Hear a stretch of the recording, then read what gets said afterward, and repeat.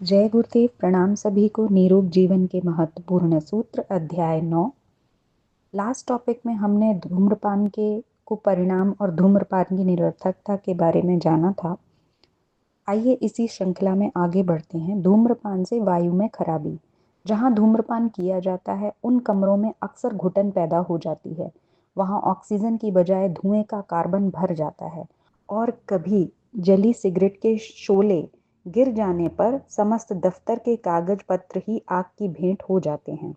यही कारण है कि सेना के किसी दफ्तर में कोई भी व्यक्ति सिगरेट बीड़ी नहीं पी सकता और न तंबाकू आदि खा ही सकता है। यह नियम केवल सिविल ऑफिसों के लिए भी है, परंतु इनमें इनका पालन कराने वाले ऑफिसर लोग प्रायः कर्तव्य का पालन नहीं करते हैं।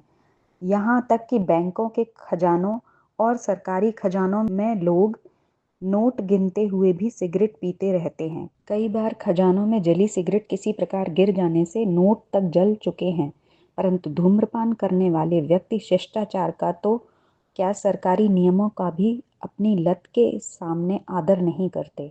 सरकारी अफसरों का कर्तव्य है कि वे कार्यालय में धूम्रपान न होने दें और इस नियम को तोड़ने वालों के विरुद्ध कड़ी कार्रवाई करें।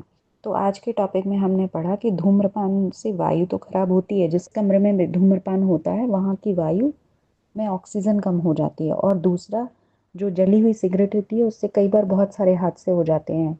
अगर वो पेपरों पे गिर जाए तो आग लग जाती है।